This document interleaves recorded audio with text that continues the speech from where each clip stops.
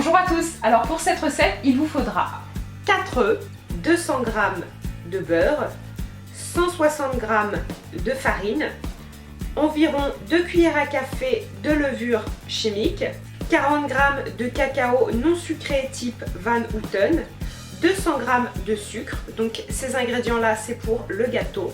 Ensuite pour la ganache, il vous faudra 150 g de mascarpone et de chocolat blanc. Vous pouvez remplacer la ganache par de la crème chantilly si vous le souhaitez. Ensuite pour la décoration du gâteau, il vous faudra des Kit Kat, des M&M's ou des Smarties et tout cela autant que nécessaire pour décorer le gâteau, donc vous voyez à peu près les quantités que j'ai, et 250 g de chocolat à pâtisser. Maintenant on va passer à la préparation du gâteau au chocolat. Pour cela, préchauffez votre four à 200 degrés. Faites fondre le beurre au micro-ondes et ajoutez-le aux 200 g de sucre en mélangeant avec un fouet électrique.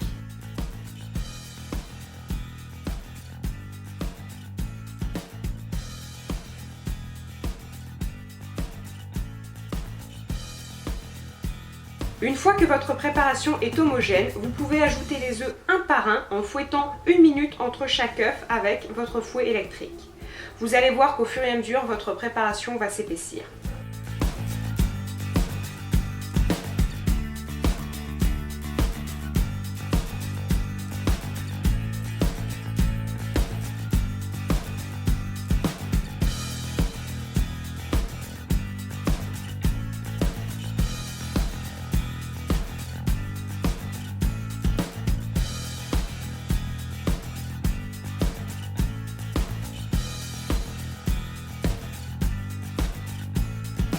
Une fois que tous les œufs ont été ajoutés à la préparation, vous pouvez mettre la farine, le cacao et la levure chimique. Mélangez d'abord à la cuillère en bois, puis fouettez de nouveau avec le fouet électrique pendant environ 1 minute pour bien homogénéiser l'appareil.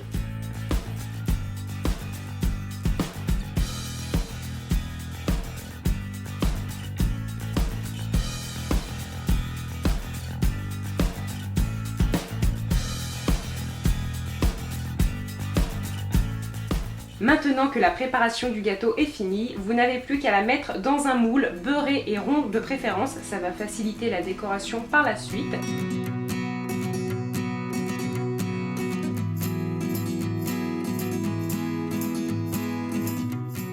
Ensuite, vous lissez le dessus de la préparation et vous enfournez le gâteau environ 25 minutes à 200 degrés. N'hésitez pas à surveiller en fin de cuisson en enfonçant la lame d'un couteau dans le gâteau, il faut qu'elle ressorte sèche.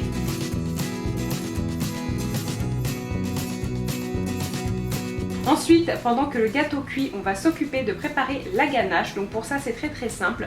Vous faites fondre au bain-marie les 150 g de chocolat. Veuillez à ce que la température ne soit pas trop chaude parce que le chocolat blanc est assez difficile à travailler et il peut vite trop cuire et donc être inutilisable. Vous mélangez au fouet électrique le chocolat blanc fondu et le mascarpone. Au bout de quelques secondes, vous allez vous rendre compte que votre préparation devient très crémeuse. Donc vous continuez de mélanger pendant environ 30 secondes, 1 minute. Puis une fois que c'est fini, vous réservez votre ganache au frigo.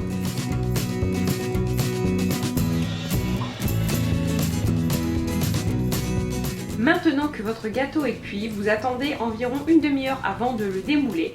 Donc une fois démoulé, en fait, il faut le couper en deux.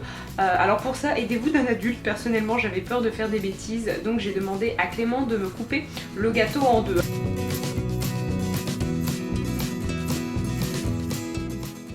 Ensuite, vous allez garnir votre gâteau. Donc sur la partie basse, vous mettez la ganache et vous l'étalez donc convenablement et surtout n'allez pas trop sur les bords, c'est pour éviter que une fois qu'on va mettre le dessus, la ganache sorte et que ça fasse pas très bien et que ça soit difficile à décorer. Donc vous l'étalez sur environ 1 cm d'épaisseur jusqu'à 1 cm des bords. Puis une fois que la ganache est bien mise, vous pouvez recouvrir de la partie haute du gâteau.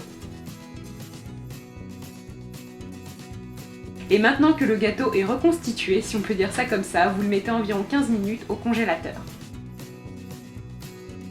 Ensuite, on va passer à la décoration du gâteau. Commencez par faire fondre le chocolat au bain-marie. Ensuite, vous déposez le gâteau sur une grille à pâtisserie. Le mieux, c'est qu'elle soit un petit peu surélevée pour que le chocolat en trop puisse s'écouler. Et vous étalez donc le chocolat sur le gâteau. Et il est important que le chocolat recouvre bien tout le gâteau. Donc n'hésitez pas à étaler à la spatule spécialement sur les côtés pour qu'après les Kit Kat puissent adhérer. Et j'ai d'ailleurs malheureusement oublié de filmer cette scène, mais c'est extrêmement simple. Vous prenez les Kit Kat, vous les coupez dans le sens de la largeur. Donc ne faites pas comme moi au début, j'ai voulu assembler les Kit Kat sans même les séparer, mais ce n'est pas l'idéal parce que mon gâteau n'est pas assez haut et ça n'aurait pas été esthétique. Donc vous coupez les Kit Kat et de toute façon je pense qu'avec l'image du gâteau c'est beaucoup plus clair. Et ne vous inquiétez pas quant à l'adhérence des Kit Kat sur le gâteau parce que le chocolat en fait sert en tant que colle et vraiment il suffit tout à fait pour supporter les Kit Kat. Donc n'ayez pas peur que les Kit Kat tombent, moi c'était ma crainte, mais vraiment avec le chocolat fondu aucune chance.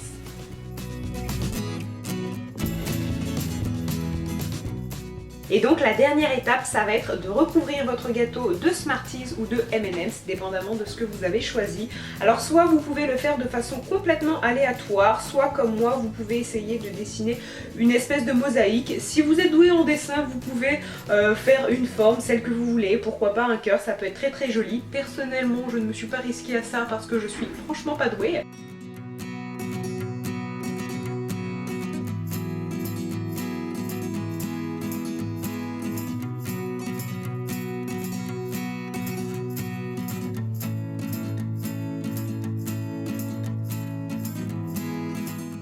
Aussi, un autre point que je n'ai pas précisé, c'est que je me suis inspirée en fait de 2 recettes sur le site d'Hervé Cuisine, donc j'ai refait un petit peu à ma sauce, mais je vous mets les 2 recettes en barre d'infos.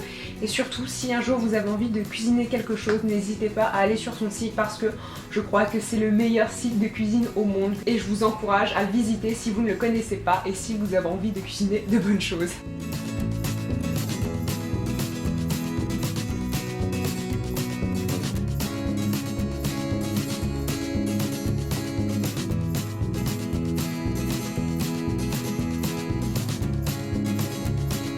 Et comme vous le voyez, la recette donc maintenant touche à sa fin. C'est vraiment extrêmement simple, hein. Je ne suis pas du tout une pro de la pâtisserie. Il faut juste un petit peu de temps. Je ne vous cache pas que pour le décorer, ça vous prend peut-être une demi-heure. Mais vraiment, ça vaut le coup parce que le résultat est très joli. Puis lorsqu'on amène un gâteau comme ça sur la table, en général, les réactions sont plutôt agréables. Donc j'espère que c'est une recette qui vous a plu. N'hésitez pas à me dire dans les commentaires si vous avez envie que je fasse d'autres do-it-yourself comme ceci ou pourquoi pas des différents. Je dois avouer que parfois, je manque un petit peu d'idées parce que c'est pas vraiment le type de vidéo que je fais le plus souvent. Donc si ça vous plaît, n'hésitez pas à me le dire. Et le tout dernier point que j'aimerais rajouter, c'est au niveau du découpage du gâteau. C'est vraiment un gâteau qui se tient très très bien. Donc une fois que vous l'avez fini, je vous conseille de le mettre environ 1 heure au frigo et vous allez voir qu'au moment de le couper, il se tient très très bien et ne tombe pas en morceaux. Donc sur ce, je vous fais à tous de très très gros bisous et je vous dis à très bientôt. Bye!